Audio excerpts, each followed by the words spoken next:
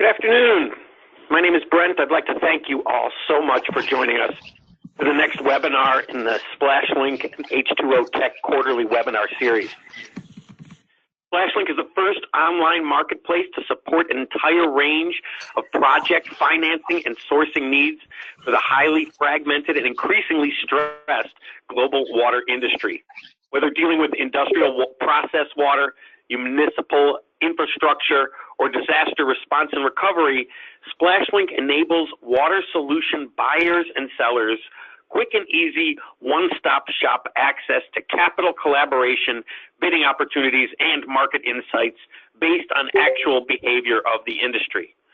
And before I introduce Ebie Holst, our keynote speaker, I'd like to offer an introduction of our hosts, H2OTECH, and the co-founder and chairman of the board, Gary Keller. Gary, if you'd like to share a welcome. Hi, everyone. Welcome to the H2OTECH SplashLink webinar series. We appreciate your participation, and we also are thankful for the partnership of SplashLink in presenting these key topics on water on a quarterly basis as one of our programming events for H2OTECH. We also have with us Dan Diocampo, who is president of H2OTECH and my co-founder, as well as Jocelyn Gadsden, who is the newly appointed CEO and executive director of SplashLink, of H2OTECH. And we will now be in process for planning some additional events for which we will be glad to send you information and add you to our mailing list. And if you'd like to have more information on H2OTECH, you can find a lot of the information on the organization on our website, which is www.h2ocluster.org. Dan, is it H2O Water Club? Dan? It's a H2O Tech Cluster. Thank you. I knew that sounded wrong. H2OTechCluster.org. We will send around that link for everybody who's on this call after the webinar. Perfect. So without further ado, I'm going to turn things back over to SplashLink so that we can begin today's webinar and hope that you. Thank you very much. Thank you, Gary. That's perfect. And so I'm just going to begin our program here by introducing you all to Ebie Holst, the CEO and founder of SplashLink. Ebie has been focused on water-related market trends and technologies since 2009, identifying key water-related challenges, commercial assets, and innovation opportunities relevant to markets around the world. A Price Waterhouse and 12-year Silicon Valley veteran in information technology, as well as a seasoned consultant and navigator of the startup landscape, Ebie has worked in both information and clean technology and brings over 30 years of management and practical experience in the strategic design and launch of new business models and alliance initiatives across multiple sectors and more than a dozen global industries. Within the water industry, Ebie has been tapped as an advisor and speaker on water issues, opportunities, trends, and technical considerations by organizations including the White House, Browns, Gibbons, Lang and Company, and the Ohio Department of Transportation, as well as water-intensive industry stakeholders such as oil and gas. In addition to industry speaking engagements on innovation, market intelligence, smart water, and regional water challenges, Ebie has provided testimony regarding Ohio State Bill 179 as a precedent-setting piece of legislation within the United States for recycled water for private water sourcing. Ebie continues to serve on the Environmental Technologies Trade Advisory Committee for the U.S. Department of Commerce on global markets for water and wastewater technologies. She is a graduate of the University of Michigan. Ebie, if you please. Brent, thank you, and thanks everybody for attending. I'm going to just give you the heads up that this is a pretty dense presentation. I have disobeyed almost all PowerPoint rules, but we're gonna try and make this interactive. You know, this is a really important topic, I think, at a time when we have such a fragmented industry and increasing stress on water resources and infrastructure. So let me give you just a touch about the perspective that SplashLink brings to this topic. As mentioned before, we are an online marketplace for the water industry. Our job, as we see it, is to help people get to the solutions and resources that they need. That means getting them, enabling them to find organizations such as H2OTECH, such as the various industry associations that are out there, as well as to one another. So we are in the business of promoting, providing visibility and context around those connections, around problem solving. And result of that work, we have worked with over a half dozen cluster related initiatives, as well as a range of industry associations. And we also, as a matter of the services that we provide services to these industry networks, not only to provide insights around things that are happening within their regional markets and potential opportunities, but also to the specific stakeholders that associations and clusters tend to serve. So we're in kind of a unique position, not only for the players that we touch, but also because our history and timeline really align with the growth of clusters themselves across the United States. So we're going to just start with a couple of basics. Let's start with what is an industry cluster. I'm going to draw upon a few of the experts here. The biggest name when it comes to the term cluster is Michael Porter, of course. Michael Porter is one of the innovators in this field in the concept of using clusters for economic development. So in kind of a simple way, where are there regions that have concentrations of specific expertise or specific assets that can be applied for regional economic growth? I'm also adding in here the Brookings Institute.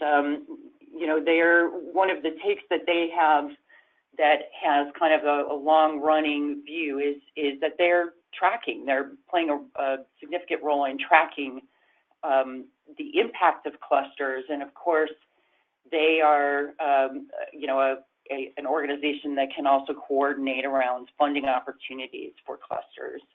But probably the most important, at least for any U.S. clusters that are sitting in on this presentation, is the definition from the U.S. EDA, because this is an organization out of DC that has provided funding to a number of cluster initiatives. So in their definition, they're really focused on the specifics of the profile that may have a vertical representation, such as advanced manufacturing or advanced energy, the performance use of a cluster for performance amongst the different stakeholders, for being able to identify and advocate for policy, as well as to attract investment. So when we're talking about a water industry cluster, I'm going to draw here on our friends from the EPA. Many of you may be aware that the EPA has historically had a program for supporting clusters across the U.S. and certainly connecting with clusters in other parts of the world. One of their primary interests has been in using clusters to help accelerate new technologies, for example, through the very kind of fragmented regulatory environment to be able to get new solutions into the market more quickly, as well as ways for players to work together. Now, the program that came out of the EPA has gone through a pretty significant transition. It's no longer a program that is hosted by the EPA over this recent year. However, there are some initiatives going on with the support of WEF and the clusters themselves, exploring how they can continue working together and supporting one another. So before I move on to the next slide, I'm going to just point out this network here.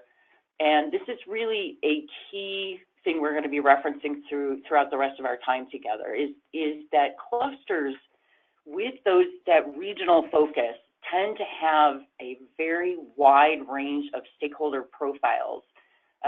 This can be a huge advantage to stabilizing a cluster and enabling its growth, but it can also represent some really significant challenges, because if you just look at what these profiles are, the agendas can be quite different.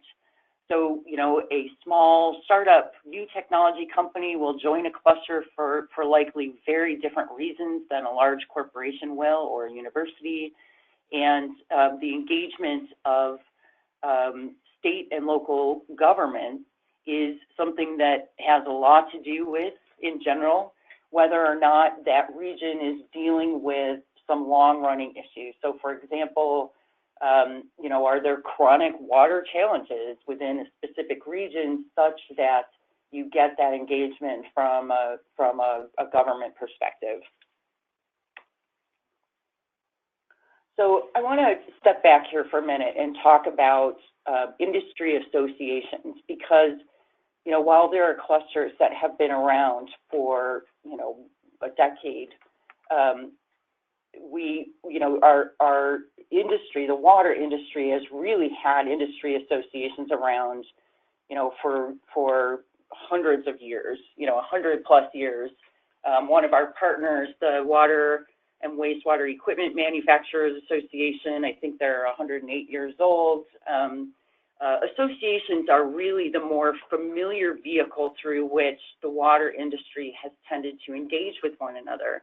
And so the players that are represented within industry associations have in turn their own general kind of profile. What are the things they tend to do and the things that they tend not to do? And we'll use this to kind of provide a foil around the role of clusters within that landscape. So in general, industry associations are membership for fee organizations. That's you know, actually a key piece as to how they've been able to sustain over many years, and it is a model where they have tended to not provide a focus or support around innovation.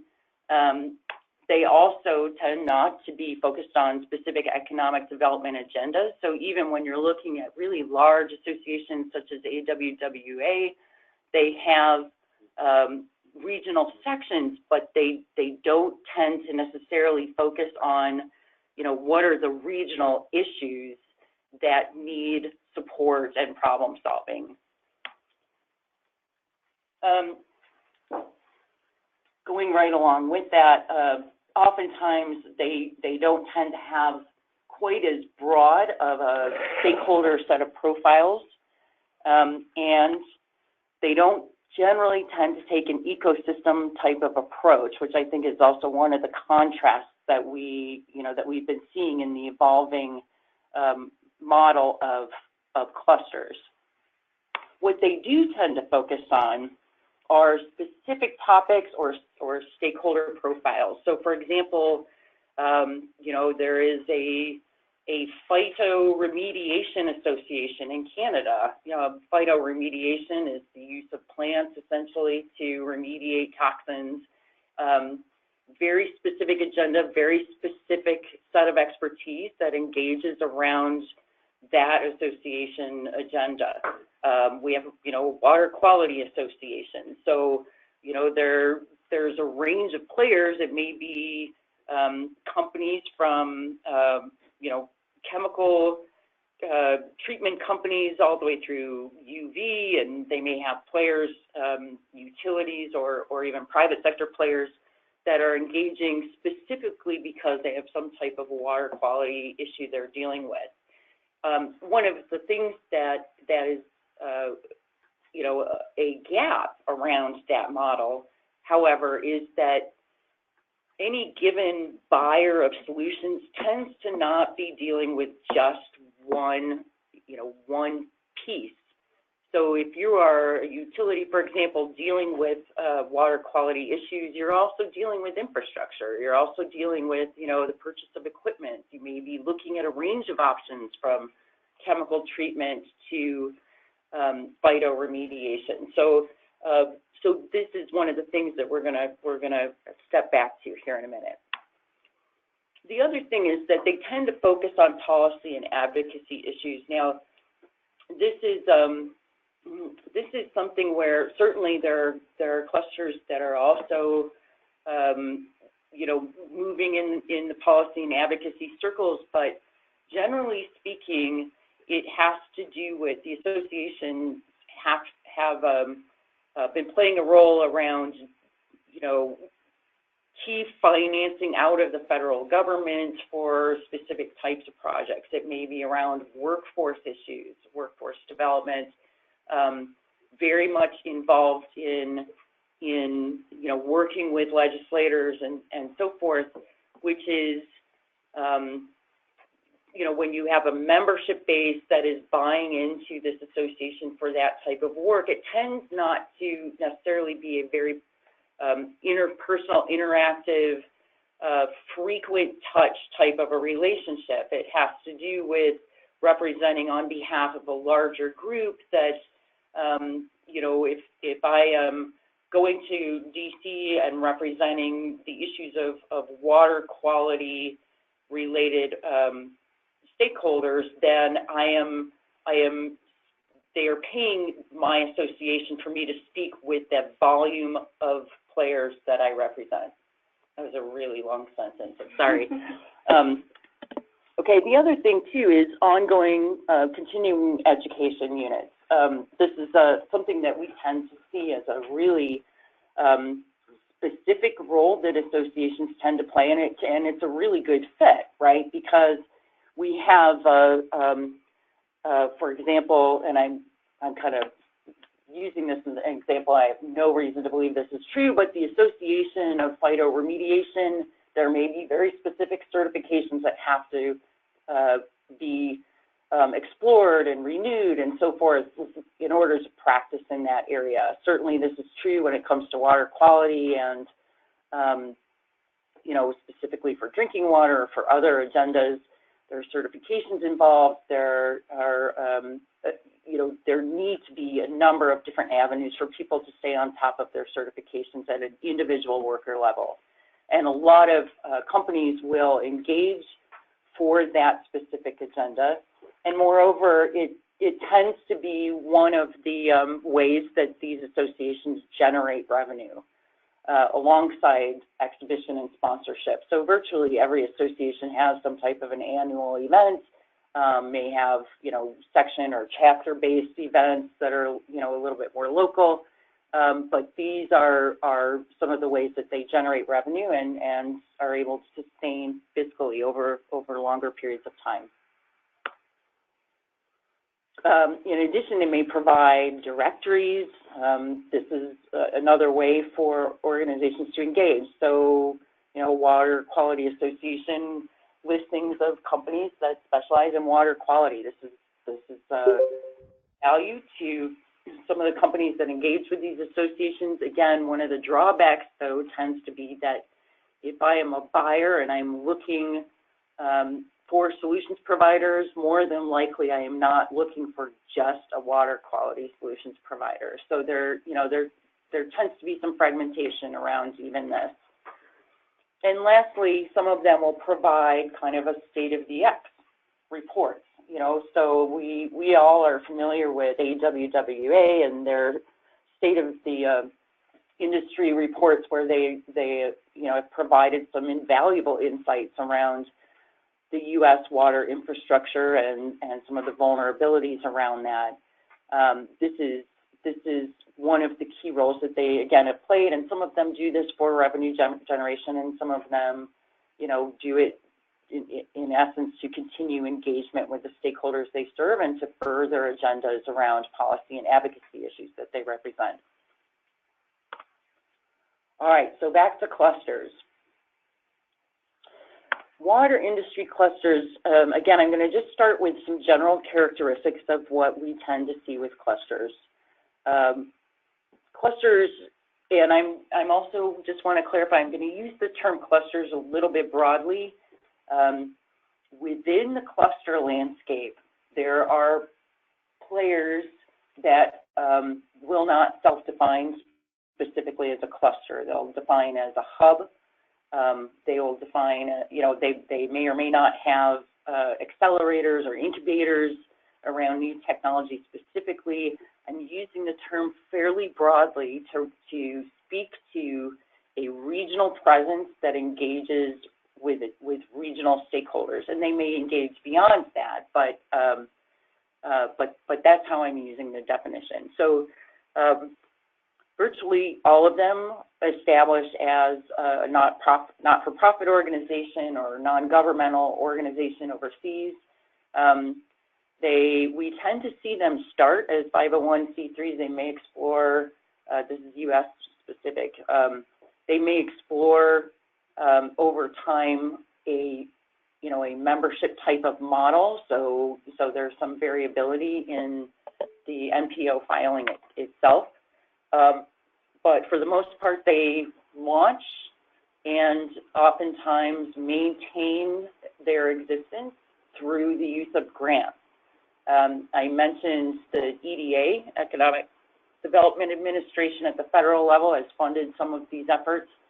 Sometimes it's a local or regional type of foundation that may provide dollars to support this. It may come from the National Science Foundation has also been a resource for many clusters when they have a specific program or focus area interest. And the funding through grants may also come in the form of government funding. So, we see some regions where they have just really strong state or regional government support. Certainly Milwaukee has been a beneficiary of this, really strong commitment from regional stakeholders, and in certainly overseas. I mean, we see some of the activities out of the Netherlands, out of Singapore, where just outstanding federal support and funding for the launch of initiatives, regional focused initiatives around water management and water innovation. I'm using the term here, anchor tenants. This is a term that I'm hoping makes sense to you. It's a term that I've used often on the information technology side of things, but what I mean by this is, you generally don't see a cluster initiative really able to thrive unless it has some key champions in the mix. And, if you don't have huge commitment from your regional or state public sector, then private sector, a couple of key players tend to be, some of the key ingredients for making an initiative work. So we also tend to see industry clusters specifically focus on innovation and new technology. This is a really interesting area. It also can be quite sexy and attract, financiers, investors into the mix. There are some challenges around this that we'll talk about here in a minute. But this is one of the key characteristics we tend to see is innovation and new technology as part of the core mission statements of water industry clusters. Stakeholder engagement varies by region. The reason for this is that we see in some regions that the reason for forming a cluster is driven by the regional need or stress of water issues. And in other areas, there is, a drive because it happens that there's some innovations coming out of regional universities or there's a legacy of expertise. So, for example, here in Cleveland, you know, Cleveland's history of having a burning river that helped to, you know, provide the basis for launching the EPA and the EPA's initiatives around the Clean Water Act specifically. This is a situation of that history provided a deep legacy of expertise in this specific region, and that means a potential economic advantage for the region around water. In other parts of the country and of the world, the economic advantage can in fact be the problem they're trying to solve, because that problem is a potential place to pilot new technology opportunities, new ways, new technologies as solutions in solving that problem, as well as investment. Because if for example, you know, we see Israel has just, you know, leapfrogged other regions of the world in many ways around water scarcity and self-containment of water use and water conservation. This is valuable for the lessons they've learned for other parts of the world, and that can translate to some tremendous economic impact for the innovations and economy that is now exporting those technologies elsewhere. I kind of touched on this before. Clusters may provide some accelerator, incubator types of support. You know, we see this in, again, for example, the Water Council out of Milwaukee, and we also see essentially a demonstration hub that is being explored in Texas with Accelerator H2O.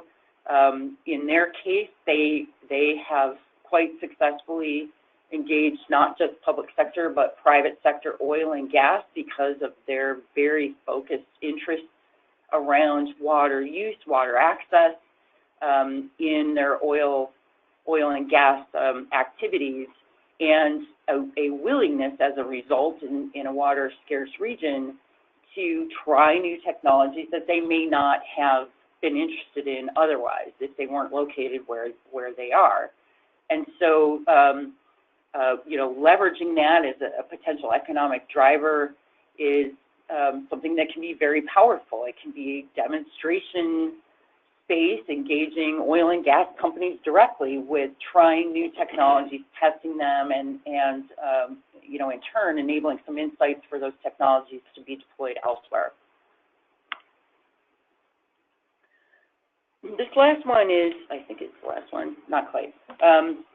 Specific market challenges. So, you know, again, this has to do with the profile of the region. So, just to return here and pick on the Cleveland Water Alliance, you know, they're by being located here on the Great Lakes, there's an interest in some of the algae issues that have been going on, and again, this is something that's a concern for regions all over the world. This has given them a very specific focus on that issue, and in turn, their focus has attracted, you know, other organizations that have specific expertise around this. So there's kind of a case to be made for being specific on an issue, and another one for being general. I mean, they each have their advantages and disadvantages. And then lastly here, several of the, you know, many of the clusters have really worked to position themselves as entry points for investment into the U.S. market. This is something we can talk about a little bit more, but the idea as it's played out to date is that different clusters have been working to formulate their own relationship with players in Israel, with players in Singapore, the Netherlands, so forth, and to try and attract investments into their specific region as the gateway into the rest of the U.S. market. Okay, so just sticking on the characteristics here of what we see with industry clusters, we tend to see some consistency around the channels and mechanisms of engagement, so newsletters and blogs, regional events, events that might include education on a certain topic and trying to pull in, experts from the region as well as from around the world to speak on that specific topic, as well as events to enable their newer technology companies to pitch to investors, to network with each other, to, do some type of demonstration of their technologies and so forth. Some clusters getting involved with doing specific trade missions. It's one opportunity to really engage regional and state level politicians, which can be a huge advantage to a cluster initiative, as well as providing regional market insights. This has been a little bit light, generally speaking, and it's evolving, but regional market insights may be a research report that essentially does an economic impact study of regional interests and their dependence on water, whether it's tourism or it's a specific manufacturing profile of that region. In other cases, we're seeing this out of Nevada, for example, as well as Texas, is an opportunity to highlight the interests of your specific region in order to attract solutions providers, like we talked about a little bit earlier. So, for example, WaterStart in Nevada has a program where they've identified some specific needs of their region and have put out a call for proposals to companies and innovators all over the world to respond to those needs. Similarly, in Texas, Texas has, as I mentioned, this essentially kind of like a demonstration hub following their challenges around Hurricane Harvey. They've been focused on resilience, and that can mean a lot of things, but as they flesh out the definition of their resilience priorities, they have been using those definitions to put out a call for engagement in their demonstration sites and pilot opportunities. Okay, we're going to keep coming back to this theme is the money thing, because this is like the the great ghost of water industry clusters. It's an ongoing challenge. How do we survive? How do we expand our resources? How do we set ourselves up for capacity? And what is the capacity that we need to set up for such that we're accomplishing fundamentally an economic impact agenda for the region? So there are a couple of fairly predictable things here as to how clusters tend to do this. One is events, not so different from the association activities that we've seen. Sponsorships around specific events that's trying to engage big brand names based on themes. So if there's a theme, in Nevada, let's, for an example, I'll pick on WaterStart or Lacey in Los Angeles, the water scarcity issue could in fact provide some sponsorship and branding opportunities for some very big brand name companies. And that's one way to kind of fortify your brand and fortify potentially some of the capital you're bringing in. And next is the membership fee for structure. So, this has been somewhat variable. There are certainly clusters that have been at least moderately successful without a membership fee for structure in place. Out of Ontario, this has been much more, I think it's certainly had historically some pretty strong governmental support. but it's really been based on engagement because you are in the region, and not requiring organizations to engage, you know, as a pay-for-play kind of a model has, I think, in a lot of ways enabled them to reach a broader set of stakeholders, and you know, and essentially kind of level the playing field around, you know, the types of education they've been able to provide and offer to players and connect players that other clusters may or may not have been able to do as a result. That said, you know, if you have a cluster initiative that does not have, well, that does have kind of the public sector backing, it is also a model that can be very vulnerable to changes in, you know, in politics.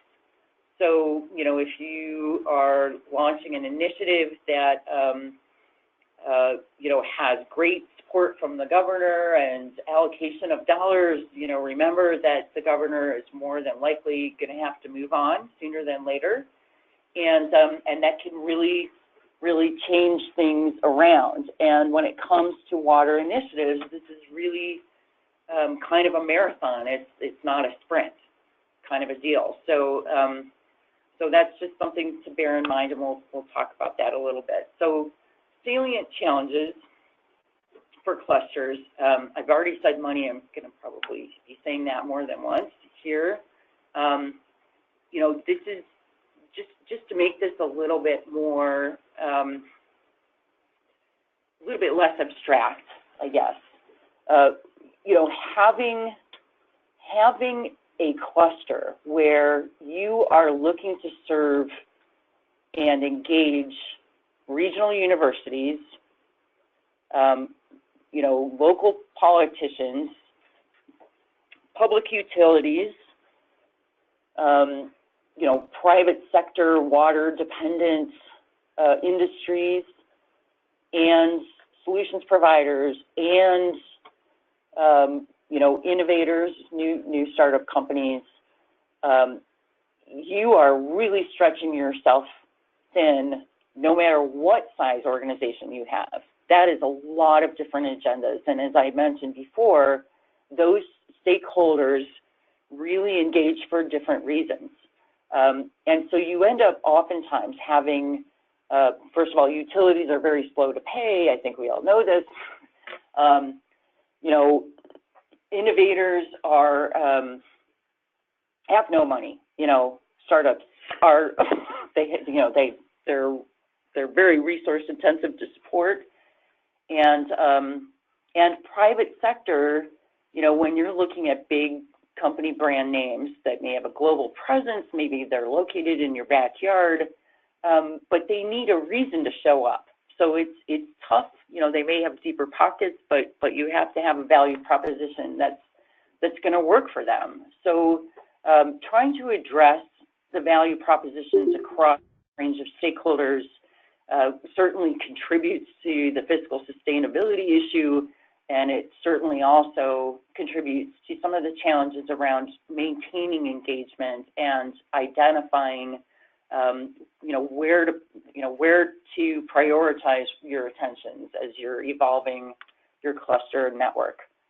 Capacity to deliver on value propositions. So, you know, we know of a number of different clusters that have been working very hard over the last few years on what those value propositions are, could be, or should be for the different stakeholders they're trying to engage, and then run into a wall because the capacity to deliver on that can be, you know, significantly undermined. If you've got, you know, a 3-person organization, even if you have a 10-person organization, are you making your money based on events? Well, if you're, you know, doing it based on events, then, you know, that's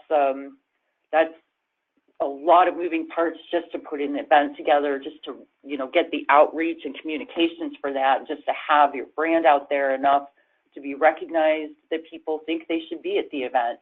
and then also getting speakers and so forth. So capacity to deliver, no matter what it is.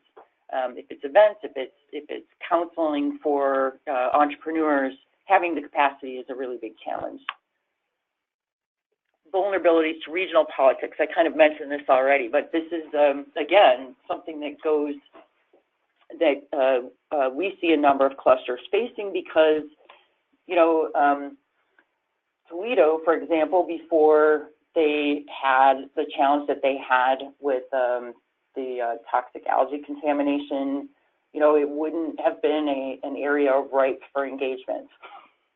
That said, there's, and Flint, Michigan too. Now, neither of these places are, specifically have a cluster, but the engagement has really increased. And any region where they're dealing with a specific challenge, again, you're most likely to get longer term support from within the regional politics. This is my favorite picture of this presentation, which is the boxing picture. This is a really big challenge. Nobody really wants to talk about it, but I don't represent a cluster, so I can. Clusters compete with each other, and they compete on a number of different things. They compete going after money. They compete going after those big brand companies to bring them, $10,000 or $30,000 to be underwriting their specific regional cluster. Also going after that international investment. So if you have, 5, 10, 15 regional cluster-like initiatives that are all trying to establish a relationship with Israel, with Singapore, with the Netherlands, then it's not necessarily easier for the Netherlands and Israel and Singapore to engage with the U.S., much less any of the other clusters in Europe and so forth. So it can be confusing. It can be very labor intensive. If you think about it too, if you have each of these different clusters having conversations, each of them is kind of doing it from scratch. It takes a lot of capacity, again, to do a bunch of traveling and trying to strike deals and not necessarily knowing what your colleagues are doing in other clusters. And then again, some competition for membership, events, attendance, and so forth. So it's a tough road to hoe. And okay, this is a very specific thing I just want to mention here is because clusters are and have been so focused on innovation and new technology specifically and not tended to diversify, there are a number of challenges around that where I'm going to be coming out with some recommendations towards the end of this presentation. Again, focus on innovation and new technology, very resource intensive. If you're working with a number of different universities in the area, I don't think anybody who has taken that on is not aware of the competitive nature between universities themselves. So, so you end up kind of strapping a couple bottles of molasses onto your legs in navigating that, and at the same time, universities may or may not come up with some financial resources to help accelerate your agenda. The other thing is that new technology in the water industry is a very slow road to market. So for clusters that are kind of making the big bets on a few companies that seem to have some really compelling technologies, it's not a sprint. It's a marathon, helping those companies to get to market, and then an even longer marathon for realizing an economic impact for your region from those companies. So it's a very vulnerable focus to have, and it's a very resource intense focus to have.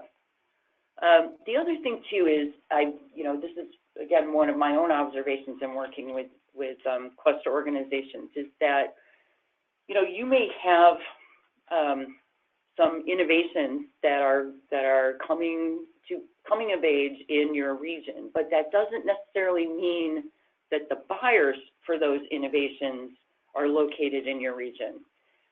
So when a cluster takes an insular approach of trying to just connect buyers or brand name partners to innovators just within your region, you are not necessarily serving those innovators best.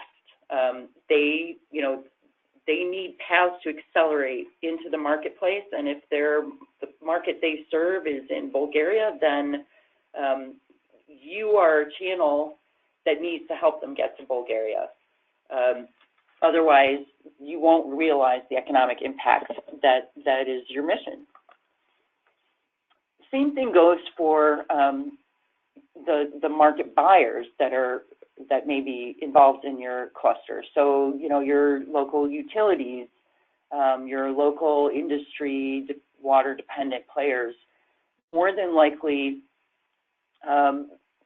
have issues that will require access to solutions providers beyond just your cluster network.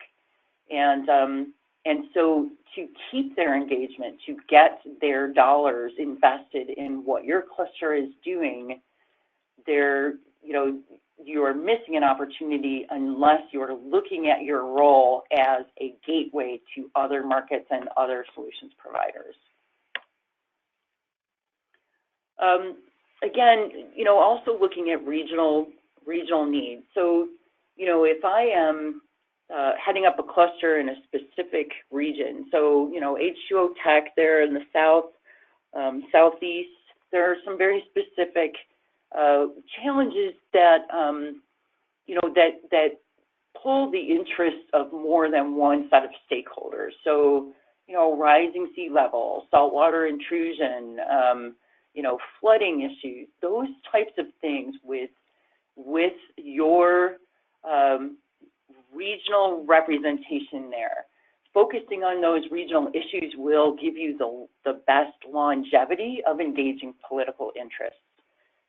But it also means that your regional innovations may or may not be a fit for that. So again, you start running into the capacity issue all over again. So, I have recommendations, don't worry, we're all gonna be okay.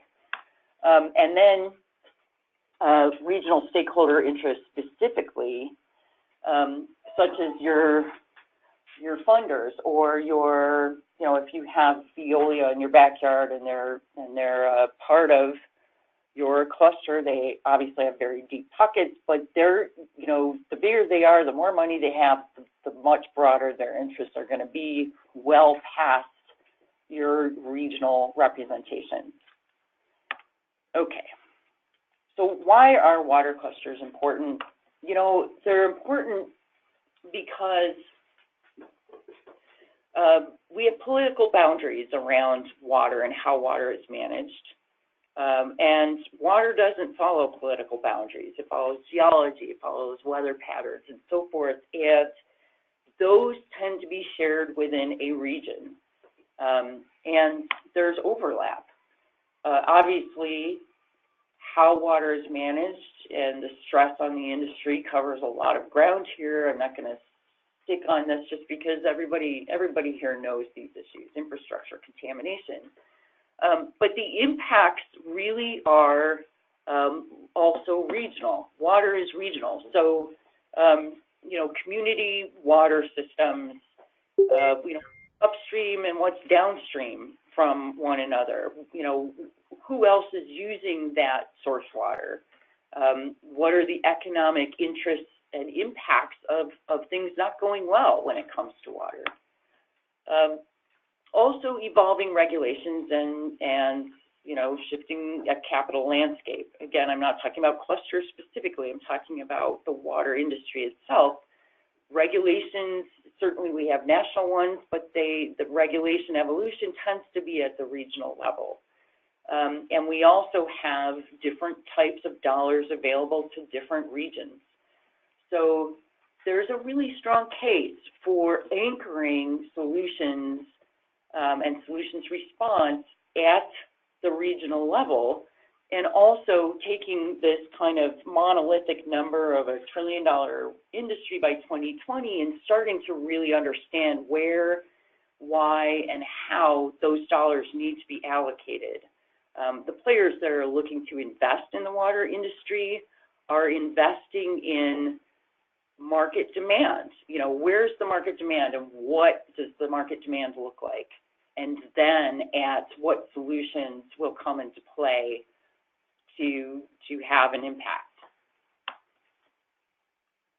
The other thing too is, and this is just, you know, a little bit of my soapbox with regard to innovation, is that, you know, innovation is really sexy and it tends to get the attention of, you know, of investors. But when it comes to the water industry, it's not all about innovation. A new gizmo is not necessarily going to fix a problem that has gotten bigger. It can be, you know, solutions that we've known about for dozens and dozens and dozens of years. And the fact of the matter is that the industry is so fragmented that we cannot count on any given solution buyer knowing all of the options they may have. So, you know, I see clusters as, you know, not only important to providing insights and connections and support for new innovations, but for also providing connection to the broader set of solutions. You know, if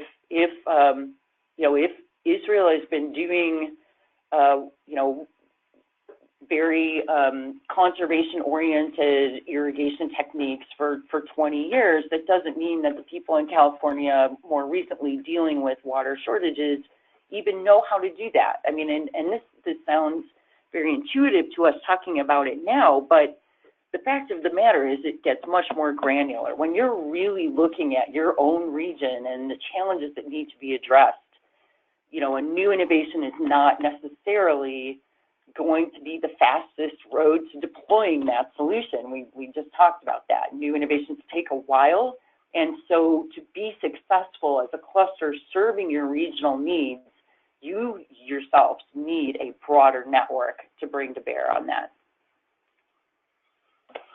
Okay, so regional concentrations, water use and expertise, that kind of goes into our definition of a cluster, but the last thing I'm going to stop here on is national security. Okay, so, you know, we saw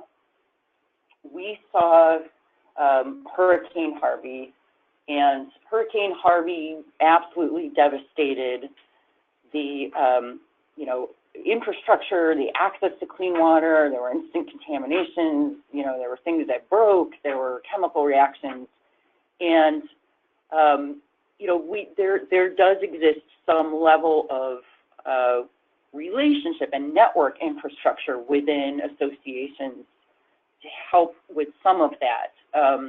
AWWA, as many of you know, has their WARN system state by state. It's really relationships between utilities. It accesses only what other utilities in their state have. And that's not enough when it comes to real disaster. There needs to be access to players beyond your network, beyond just the utilities. And moreover, it's not just the utilities that were impacted. It was commercial business that was impacted. It was industry that was impacted, and they don't have currently a clear path to get access to emergency situation solutions. And to me, that is a huge opportunity for clusters, a role for them to play. It's not a role they can play effectively without operating as a network. This is where this is where my recommendations come in, chapter 2. Okay, so we have clusters emerging in regions all over the world. For the purposes of this discussion, I'm just going to stick with the U.S. for the moment to provide some examples about value proposition, okay? As operating as a cluster network, you instantly are amplifying the value proposition for your cluster stakeholders. So what I mean by that is that you can engage an organization that has a regional presence. You are serving as a node for them to access everything else across the network of clusters. So for innovators, this means that you know, you serve as a gateway for them to reach these other markets that they're looking to enter into, because Bob in Boston can call, you know, Jim in Arizona, and tap those networks to help accelerate their access to potential partners, potential piloting projects, as well as information about certification, regulatory insights specific to the markets they're trying to enter. It also means that through you acting as a node, you can provide them access to other companies that are maybe situated regionally in Southern California that are in fact potential players to be an exit strategy for these young companies. So your own Rolodex gets much bigger and a bigger value proposition for innovators, but also for the legacy solution providers in your backyard. You know, every one of these companies has some level of resource they're putting towards just finding out who needs stuff. And, you know, by you becoming an expert, not only on your regional needs, but also on the needs of the buyers within your region, means you are incredibly valuable to companies across that entire network. And obviously this also goes to the solution buyers. So, you know, look at the city of Toledo. You know, when Toledo had their first really big contamination, you know, it was driven by a rumor mill, you know, essentially. I mean, of course they had the relationships with solutions providers, you know, for, you know, who they work with on an everyday basis, but at the same time, you know, they were calling them to say, like, do you know somebody who can help us with, you know, this particular cyanotoxin? And that guy in their current Rolodex is saying, you know, well, I know this guy, Joe, he's located in Colorado, you know, maybe he can help. You know your players in your region, and that is a valuable asset to the players who are looking to buy solutions. So, you know, what you're going to hear from me here as I kind of walk you through this behaving as a network is that your value proposition by providing that, being that node, that gateway to the rest of the assets on the network, increases your ability to charge higher membership fees, you know, to essentially maintain and deepen the engagement of every one of those players within that cluster ecosystem. And also accelerate investments coming from outside of the U.S. Because, again, you know, if you are a company coming out of Israel, that requires a lot of research to identify which region is the best fit. Whereas, in fact, you know, every door can be the right door for them if all of this is behaving as a network. Okay, I know we're getting tight on time here, so I'm going to speed through this. These are my recommendations to be regional, and enable higher value for individual clusters by acting as a node on a broader network. It gives you more assets to work with. It also means if you've developed programming for your cluster, you can syndicate those programs across other nodes in that network. That helps to manage and decrease capacity overhead for other nodes on that network, and amplify your events or your programming across that network where they also in turn are getting the same thing. And suddenly we have a very exciting and vibrant, engaging industry support across different agendas.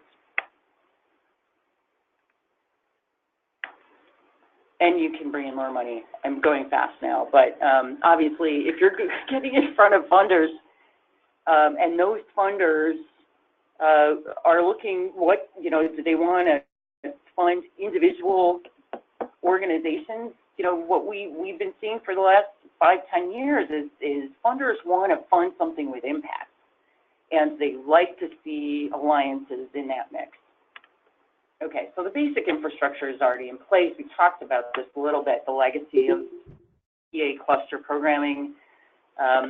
There's opportunities to pilot how this can work, and you can do all kinds of things with contracts within, this network of various clusters. There's revenue share opportunities. If something emerges out of one region and gets deployed into another region, there's some ways to to handle that with deals. Certainly communications and notification platform tools to support those communications, IP protections. Lawyers don't have to be expensive when it comes to nonprofits, and there are ways to do it. And for you, in your role in this kind of a model, you are best equipped by specializing in your region's issues. This is valuable knowledge. Vendors all over the world want to know about it. The more granular, the better. Regional response. Obviously, information exchange, but disaster response, because, fundamentally, this is also an opportunity to engage with solutions providers and international investment from all over the world. Your regional stakeholders know what your solutions providers, both legacy and new technology, are good at, what their applications may be outside of your region so that you can champion them. And again, the solutions buyers, what are they looking for? This is really key. Your role is not only to be a connector and a louder voice to help put a spotlight on those opportunities, but also to be the buffer. So, you have solutions buyers, whether they're utility or private sector, your expertise in what the solution buyer is looking for is key, and also to act as a buffer for them not to get vendor swarm from other places across that network.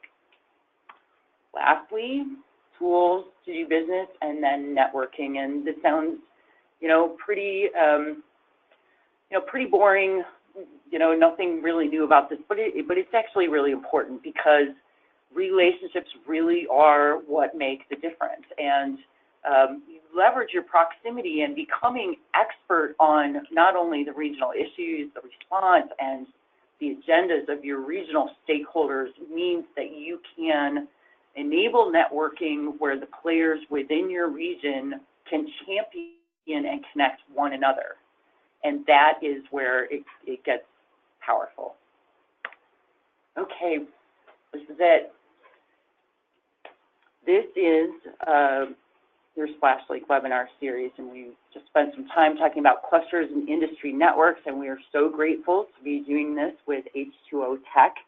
And we want to thank all of you again for joining us, and we look forward to seeing you the next time. Thanks so much.